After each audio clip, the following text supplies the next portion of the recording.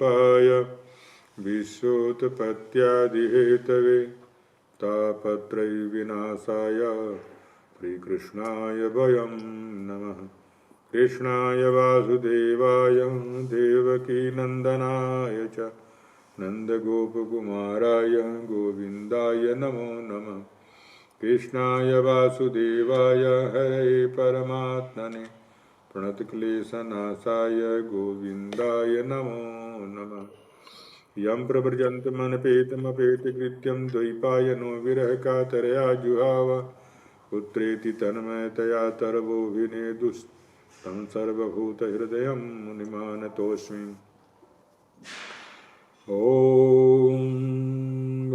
गोपावचुः राम राम महावीर्य कृष्णदुष्टनिवारण एषा वै बाधते क्षुन्नस्तक्षान्तिं कर्तुमर्हत। श्रीशुकोवाच इति विज्ञापितो गोपैर्भगवान् देवकीसुतः भक्त्याहं विप्रभार्यायाः प्रसीदन्निदमब्रवीत्। श्रीमद्भागवत महापुराण के 10वें स्कंद के 23वां श्लोक है, 23वां अध्याय है। भगवान श्री कृष्ण के पास आकर के ग्वाल बालों ने कहा, हे नयनाभिराम, हे श्याम सुंदर, तुम दोनों बड़े पराक्रमी हो और सबकी इच्छाओं को जानने वाले, सबके कष्टों को दूर करने वाले हो। तुमने बड़े बड़े दुष्टों का संहार किया है। उन्हीं दुष्टों के समान यह भूख भी हमें बहुत सता रही है। अतः तुम दोनों इसे भी बुझाने का कोई उपाय करो। सीधे सीधे कहो कि हमें भूख लगी है, कुछ खाने का इंतजाम करो। सुखदेव जी कहते हैं कि परीक्षित, जब ग्वाल बालों ने देवकी नंदन भगवान श्री कृष्ण से इस प्रकार से प्रार्थना की, तब उन्होंने मथुरा की अपनी भक्त ब्राह्मण पत्नियों पर कृपा करने के लिए बात कही। मेरे प्यारे मित्रों, यहाँ से थोड़ी दूरी पर वेदांत को जानने वाले ब्राह्मण स्वर्ग की प्राप्ति की कामना से आंगिरस नामक यज्ञ कर रहे हैं। तुम उनकी यज्ञशाला में जाओ और ग्वाल बालों मेरे भेजने से वहां जाकर के तुम लोग मेरे बड़े भाई भगवान श्री कृष्ण बलराम जी और मेरा नाम लेकर के थोड़ा सा भात और भोजन की सामग्री मांग करके ले आओ। अगर हमें कहीं गंगा जी मिल रही हैं तो हमें गड्ढे का पानी नहीं पीना चाहिए, कुएं या नल का पानी नहीं पीना चाहिए। जब साक्षात भगवान नारायण हैं, जो मुक्ति के दाता हैं, हमारे समस्त प्रकार की कामनाओं को पूरा करने वाले हैं, ऐसे ऊपर ब्रह्म परमात्मा जो वैकुंठ तक को देने वाले हैं, वो सामने हैं और उन्हें छोड़ करके वो अज्ञानी ब्राह्मण स्वर्ग की कामना कर रहे हैं। यद्यपि भगवान को कोई फर्क नहीं पड़ता है, कोई स्वर्ग की कामना करे या नरक की, उनको क्या जाता है। लेकिन फिर भी जब भगवान ब्राह्मणों से प्रेम करने वाले हैं, ब्राह्मणों से प्रेम करते हैं, इसलिए उनके ऊपर कृपा करने के लिए भगवान ने एक नया ही उपाय रचा है। और उनके द्वारा, क्योंकि वो वेदज्ञ ब्राह्मण थे, सत्पात्र ब्राह्मण थे, और उन सत्पात्रों को उत्तम लोक की प्राप्ति, उत्तम भोग की प्राप्ति, उनका उत्तम फल उनको मिलना चाहिए, ये सोच करके भगवान ने ये लीला किया। जब भगवान ने ऐसी आज्ञा दी, तब ग्वाल बाल उन ब्राह्मणों की यज्ञशाला में गए और उनसे भगवान की आज्ञा के अनुसार अन्न मांगा। पहले उन्होंने पृथ्वी पर गिर करके दंडवत प्रणाम किया और फिर हाथ जोड़ करके कहा, हे पृथ्वी के मूर्तिमान देवता ब्राह्मणों, आपका कल्याण हो। आपसे निवेदन है कि हम ब्रज के ग्वाले हैं और भगवान श्री कृष्ण और बलराम जी की आज्ञा से हम आपके पास आए हैं। आप हमारी बात सुने। भगवान बलराम और भगवान श्री कृष्ण दोनों गौएं चराते हुए यहाँ से थोड़ी ही दूरी पर आए हुए हैं। उन्हें इस समय भूख लगी हुई है और वे चाहते हैं कि आप लोग उन्हें थोड़ा सा भात दे दें। ब्राह्मणों, आप धर्म का मर्म जानते हैं। यदि आपकी श्रद्धा हो तो उन भोजनार्थी जो भोजन चाहने वाले हैं उनके लिए कुछ भात दे दीजिए। सज्जनों, जिस यज्ञ की दीक्षा में पशु बलि होती है उसमें और सौत्रामण यज्ञ में दीक्षित पुरुष का अन्न नहीं खाना चाहिए। इनके लिए इनके अतिरिक्त और किसी भी समय किसी यज्ञ में दीक्षित पुरुष का अन्न भी खाने में कोई दोष नहीं है। इस प्रकार भगवान के अन्न मांगने की बात सुनकर के उन ब्राह्मणों ने उस पर कोई ध्यान नहीं दिया। वे चाहते थे स्वर्ग और तुच्छ फल। उनके लिए बड़े बड़े कर्मों में उलझे हुए थे। सच पूछो तो वे ब्राह्मण ज्ञान की दृष्टि से थे, लेकिन वो थे बालक के समान, परंतु अपने को ज्ञान वृद्ध मानते थे, ज्ञानी मानते थे। देश काल, अनेक प्रकार की सामग्रियां, अनेक प्रकार के कर्मों में नियुक्त मंत्र, अनुष्ठान की पद्धति, ऋत्विज, ब्रह्मा आदि, यज्ञ कराने वाले, अग्नि देवता, यजमान, यज्ञ और धर्म, ये सब के सब रूपों में एकमात्र भगवान ही प्रकट हो रहे हैं। वे इंद्रियातीत परब्रह्म परमात्मा भगवान श्री कृष्ण स्वयं ग्वाल बालों के द्वारा भात मांग रहे हैं, परंतु इन मूर्खों ने जो अपने को शरीर मान बैठे हैं, भगवान की इस एक साधारण मनुष्य मान लिए हैं और उनका सम्मान नहीं किए। जब उन ब्राह्मणों ने हाँ या ना कुछ नहीं कहा, तब ग्वाल बालों की आशा टूट गई और वे लौट कर के आए और वहाँ की सारी बातें उन्होंने भगवान श्री कृष्ण और बलराम जी को बतला दिया। उनकी बात को सुनकर के सारे जगत के स्वामी भगवान श्री कृष्ण हंसने लगे।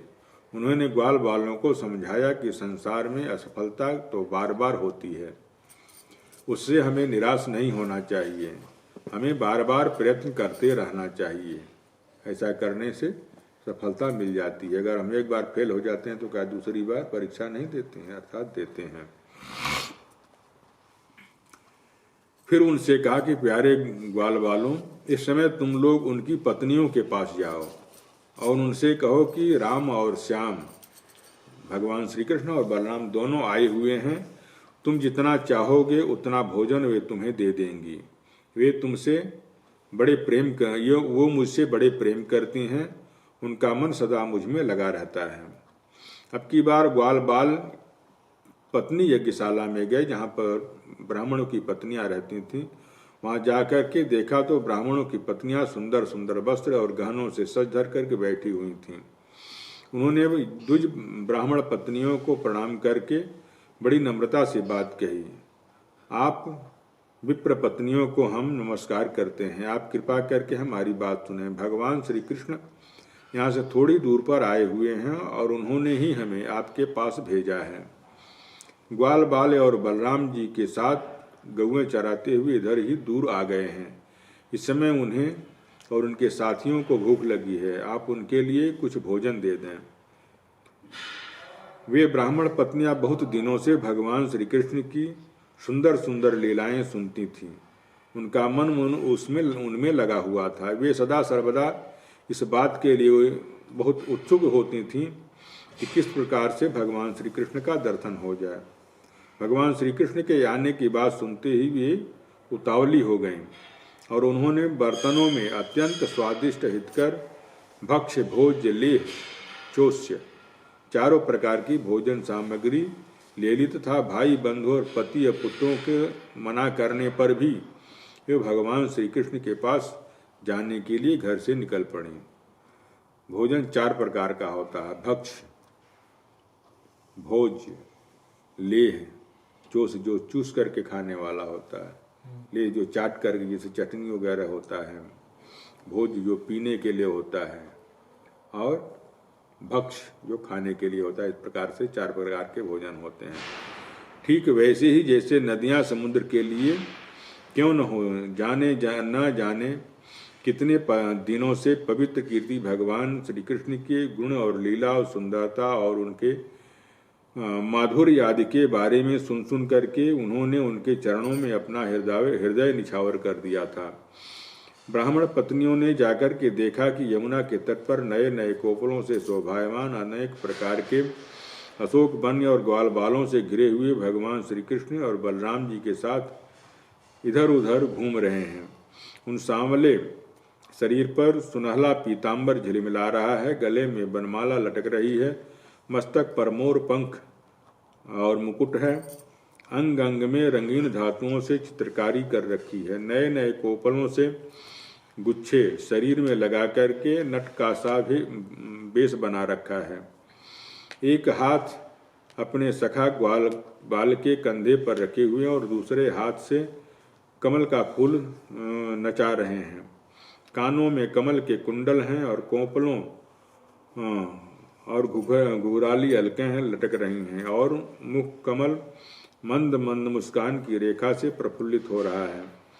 अब तक वे अपने प्रियतम श्याम सुंदर के गुण और लीलाएं अपने कानों से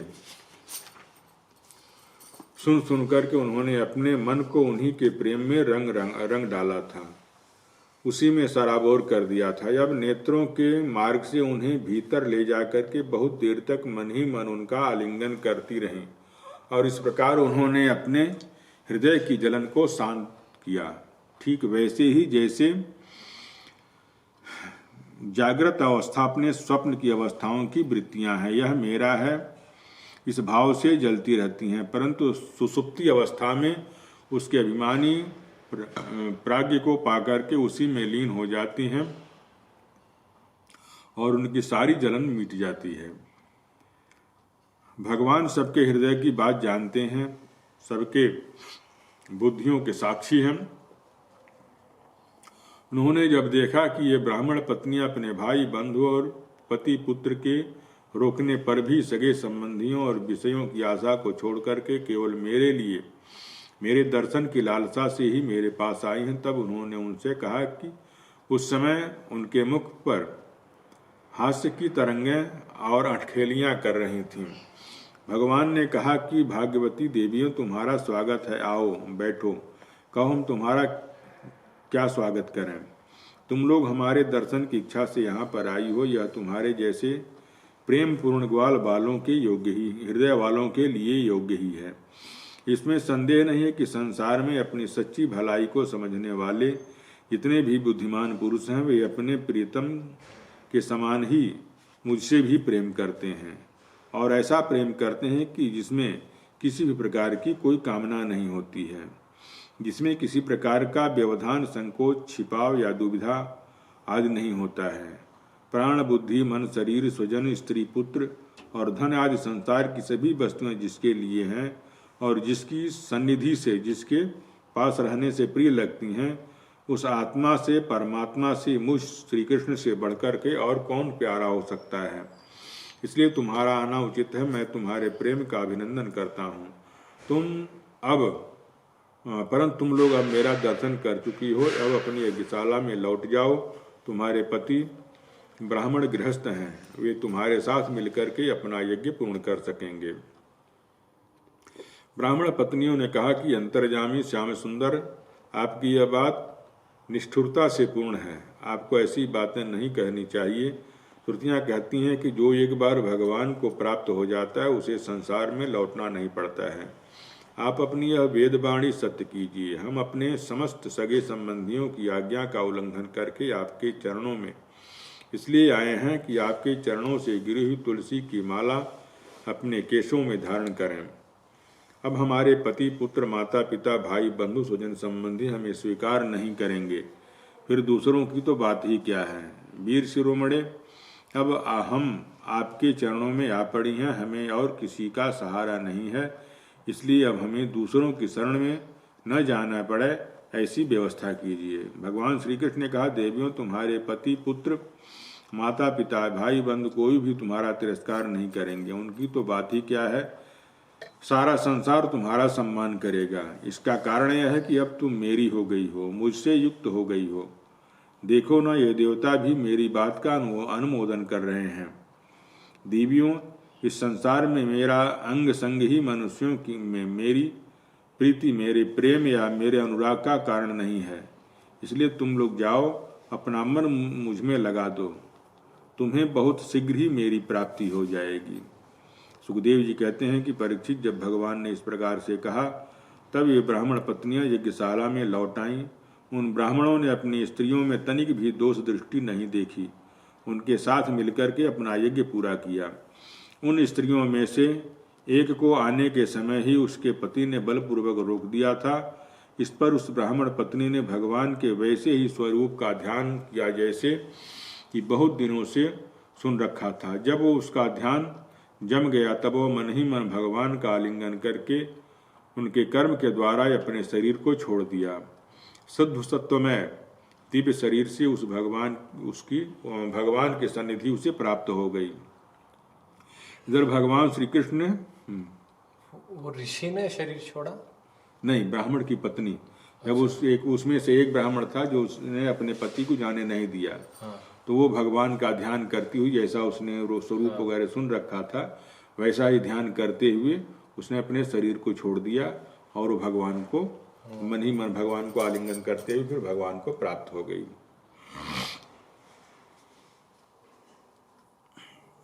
इधर भगवान श्री कृष्ण ने ब्राह्मणियों के लाए हुए उस 4 प्रकार के अन्न से पहले ग्वाल बालों को भोजन कराया, फिर उन्होंने स्वयं ही भोजन किया। इस प्रकार लीला मनुष्य भगवान श्री कृष्ण ने मनुष्य की सी लीला की और अपने सुंदरता और माधुर्य, प्रेम आदि कर्मों से गौएं और ग्वाल बाल तथा गोपियों को आनंदित किया और स्वयं भी उनके अलौकिक प्रेम रस का आस्वादन करके आनंदित हुए। इधर जब ब्राह्मणों को यह मालूम हुआ कि भगवान श्री कृष्ण तो स्वयं भगवान हैं, तब उन्हें बड़ा पछतावा हुआ और वे सोचने लगे कि जगदीश्वर भगवान श्री कृष्ण और बलराम की आज्ञा का उल्लंघन करके हमने बड़ा भारी पाप किया है। वे तो मनुष्य की लीला कर रहे हैं, परंतु हैं परमेश्वर ही। जब उन्होंने देखा कि हमारी पत्नियों के हृदय में तो भगवान का अलौकिक प्रेम है और हम लोग उससे बिल्कुल ही रीते रह गए, खाली रह गए हैं, तब वे पछता कर अपनी निंदा करने लगे। वे कहने लगे, हाय, हम भगवान श्री कृष्ण से विमुख हैं। बड़े ऊंचे कुल में हमारा जन्म हुआ है, गायत्री ग्रहण करके हम द्विजाति हुए हैं, वेदाध्ययन करके हमने बड़े बड़े यज्ञ किए हैं, परंतु वह सब किस काम का धिक्कार है। हमारी विद्या व्यर्थ हो गई, हमारे व्रत पूरे सिद्ध हुए हैं, हमारी बहुज्ञता को धिक्कार है। जो हम बहुत बड़े विद्वान हैं, बहुत बड़े ज्ञानी हैं, उसको धिक्कार है। ऊंचे वंश में जन्म लेना, कर्मकांड में निपुण होना किसी काम का नहीं है, इन्हें बार बार धिक्कार है। निश्चय ही भगवान की माया बड़े बड़े योगियों को भी मोहित कर देती है, तभी तो हम कहलाते हैं, हम स्वार्थी कहलाते हैं, मनुष्यों के गुरु और ब्राह्मण, परंतु अपने सच्चे स्वार्थ और परमार्थ के विषय में बिल्कुल हम भूले हुए हैं। कितने आश्चर्य की बात है, देखो तो सही, यद्यपि ये पत्नियां हैं, तथापि भगवान जगतगुरु भगवान श्री कृष्ण में इनका कितना अगाध प्रेम है, अखंड अनुराग है। उसी से इन्होंने गृहस्थी की वजह से बहुत बड़ी फांसी भी काट डाली है, जब मृत्यु के साथ भी नहीं, जो मृत्यु के साथ भी नहीं कटती है। इनके तो ब्राह्मण जाति के योग्य गोपवीत आदि संस्कार हुए हैं, और न तो इन्होंने गुरुकुल में ही निवास किया है, न तो इन्होंने तपस्या ही किया है, और न आत्मा के संबंध में ही कुछ ज्ञान विचार किया है।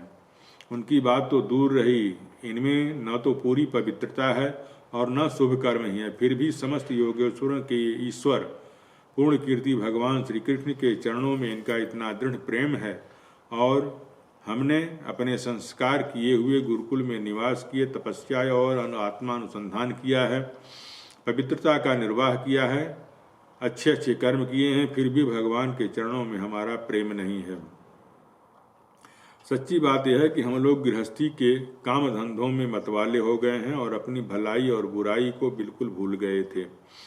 और भगवान की कृपा है कि भक्त वत्सल प्रभु ने ग्वाल बालकों को भेज करके उनके वचनों से हमें चेतावनी दी थी, अपनी याद दिलाई।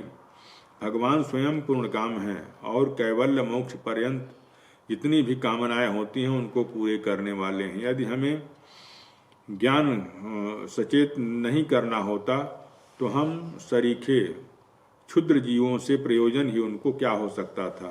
अवश्य ही उन्होंने इसी उद्देश्य से हमसे अन्न मांगने का बहाना बनाया था, अन्यथा उन्हें मांगने की भला क्या आवश्यकता थी। स्वयं लक्ष्मी अन्य सब देवताओं को छोड़ करके और अपनी चंचलता और अहंकार आदि दोषों का परित्याग करके केवल एक बार उनके चरण कमलों का स्पर्श पाने के लिए सेवा करती रहती हैं। वे ही प्रभु भगवान श्री कृष्ण भोजन की याचना कर रहे हैं। यह लोगों को मोहित करने के लिए ही नहीं तो और क्या है। देश काल अलग अलग सामग्रियां, उन कर्मों में नियुक्त मंत्र, अनुष्ठान की पद्धति, ऋतु, अग्नि, देवता, यजमान और यज्ञ, धर्म, ये सब के सब भगवान के ही रूप हैं। वे ही योगियों के भी ईश्वर हैं। भगवान विष्णु स्वयं भगवान श्री कृष्ण के रूप में यदुवंशियों के यहाँ अवतार लिए हुए हैं। यह बात हमने सुन रखी थी, परंतु हम इतने मूर्ख हैं कि उन्हें पहचान नहीं सके। यह सब होने पर भी हम अति धन्य हैं, हमारा अहोभाग्य है, तभी तो हमें वैसी पत्नियां मिली हैं। उनकी भक्ति से हमारी बुद्धि भी भगवान श्री कृष्ण के में अचल प्रेम से युक्त हो गई है। आप अचिंत्य हैं और अनंत ऐश्वर्यों के स्वामी हैं। भगवान, आपका ज्ञान अगाध है। आपकी ही माया से हमारी बुद्धि मोहित हो रही है और हम कर्मों के पचड़े में भटक रहे हैं। हम आपको नमस्कार करते हैं। वे आदि पुरुष भगवान श्री कृष्ण हमारे इस अपराध को क्षमा करें, क्योंकि हमारी बुद्धि उनकी ही माया से मोहित हो रही है और हम उनके प्रभाव को नहीं जानने वाले अज्ञानी हैं। उन ब्राह्मणों ने भगवान श्री कृष्ण का तिरस्कार किया था, अतः उन्हें अपने अपराध की स्मृति से बड़ा पश्चाताप हुआ और उनके हृदय में भगवान श्री कृष्ण और बलराम के दर्शन की बड़ी इच्छा भी हुई, परंतु कंस के डर के मारे ये उनका दर्शन करने के लिए जा नहीं सके। जय श्री कृष्ण।